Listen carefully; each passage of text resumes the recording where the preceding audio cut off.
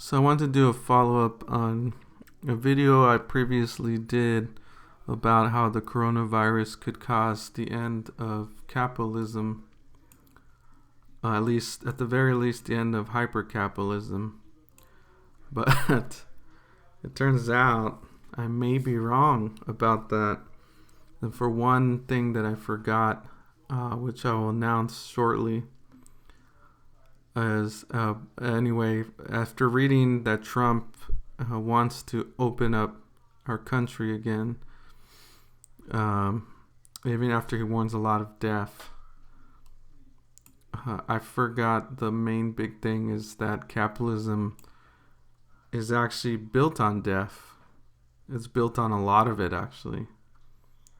And it's built in a way that it doesn't really care. Mainly the deaths are going to be the poor, the disenfranchised, and the people at the bottom are going to suffer the worst, probably, of the virus.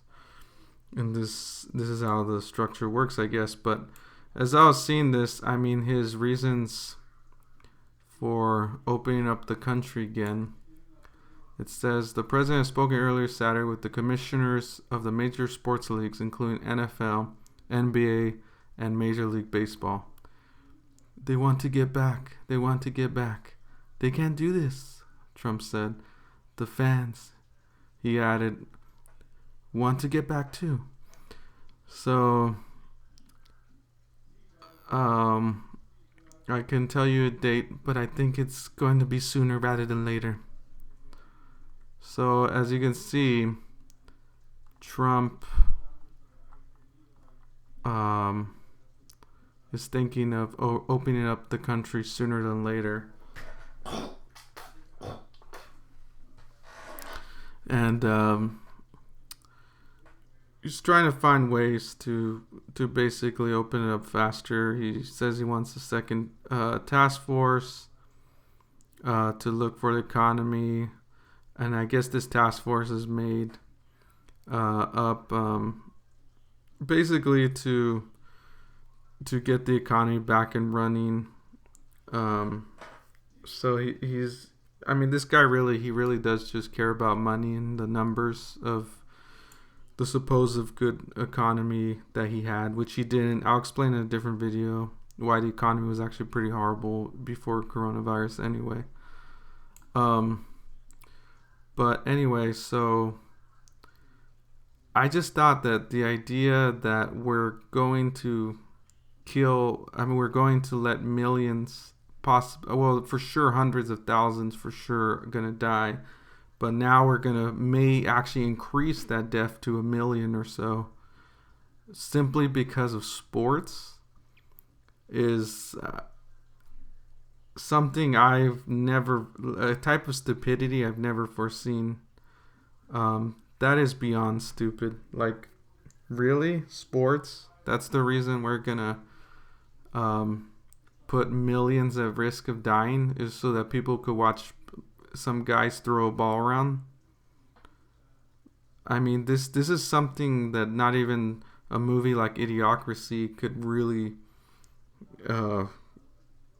depict in a movie. I mean, this is truly beyond stupid. Anyway, so of course I forgot that capitalism was built on death. So I was looking at some articles. Firstly, I was looking at an article by Owen Jones where he talks about the communist cruelties, but capitalism has its own terrible record, of course. As we know, a lot of pro-capitalists like to bring up, the millions that died from communism in communist nations, but then capitalism is no different, if not actually worse, since the very beginning, capitalism was built on bodies of millions from the very start. From the late 17th century onwards, the transatlantic slave trade became a pillar of emergent capitalism. So he talks about they started the largest slave trading port in Europe. The enslaved tons and tons of Africans, and this caused, of course, tons and tons of death. And then, of course, the blood money of colonialism, rich Western capitalism. India was long ruled by Britain, the world's preeminent capitalist power. The late Victorian Holocaust explores.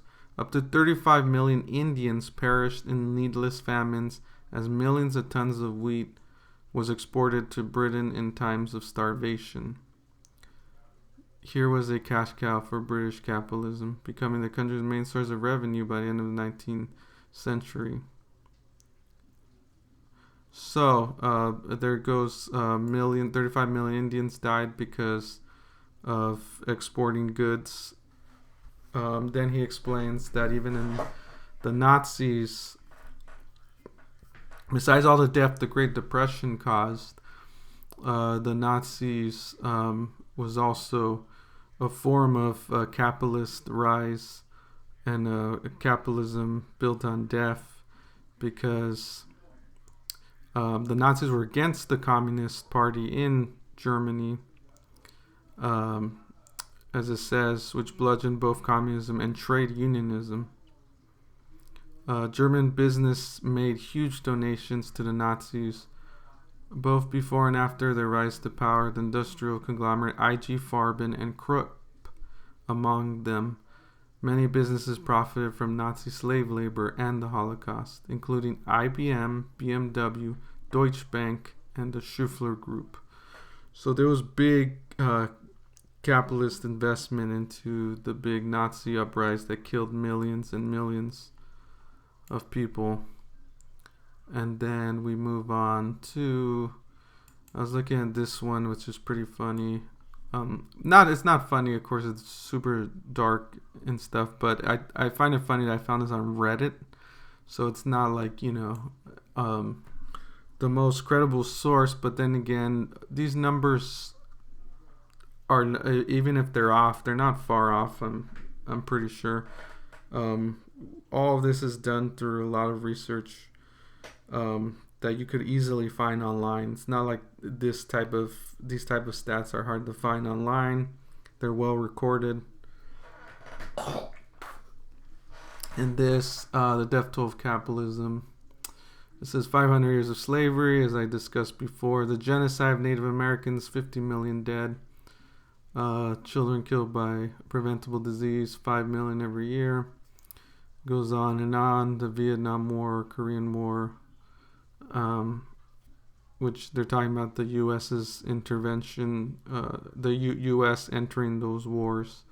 As you know, the U.S. killed, I believe about 20 or 40% of their population, of the total North Korean population. They carpet bombed the heck out of them. As we know, the Iraq wars, the intervention, the U.S. is in Guatemala, Nicaragua, Sri Lanka, El Salvador, Argentina. It's claiming all these deaths. We know there's a lot of people died from these interventions, even if you don't take those numbers as fact. U.S.-Mexican war on drugs. As someone commented, there's probably far more deaths regarding that. A lot of those deaths aren't accounted for. Someone puts definitely more than 47,000 dead from war on drugs. ISIS, foreign terror, drone strikes. I'm surprised it's even that low. Anyway, so this claims 2 billion murdered by capitalism. That's a lot of people. And then the other one I wanted to look at is this is an article, Socialism versus Capitalism Death Toll, and then it briefly talks about socialism deaths, as we know, around 37 million total. I think it's a lot more than that, to be honest, but if you count, I don't know. It's hard to know how much people died in the USSR. And then, as we know, the reason people are dying because it costs $500 per month to survive if you have diabetes, for insulin. 18 million die each year just from poverty related causes. 1/3 of all human deaths. And then you have U.S. military intelligence in Latin America. 56 U.S. military interventions. There's a quote. And then we have which country thinks is the greatest threat to peace in the world today? Of course, everybody thinks the U.S., the biggest capitalist country in the world.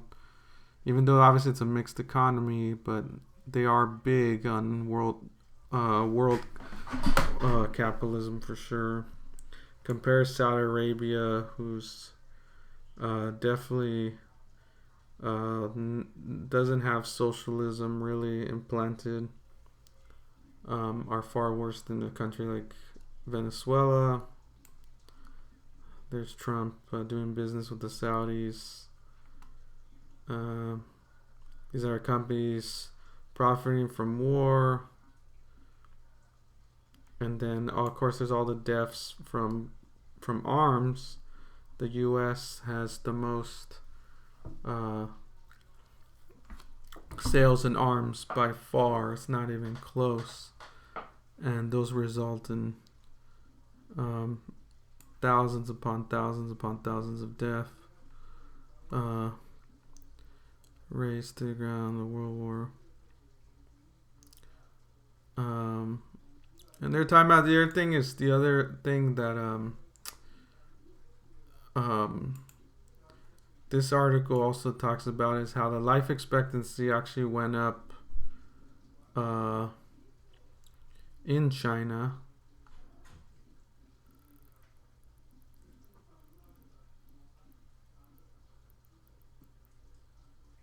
Also known as 2006 paper, China and India had the same life expectancy, around 40 years. After China's revolution, a massive divergence took place. By 1979, Mao's China had a life expectancy of 68 years, more than 14 years longer than that of capitalist India.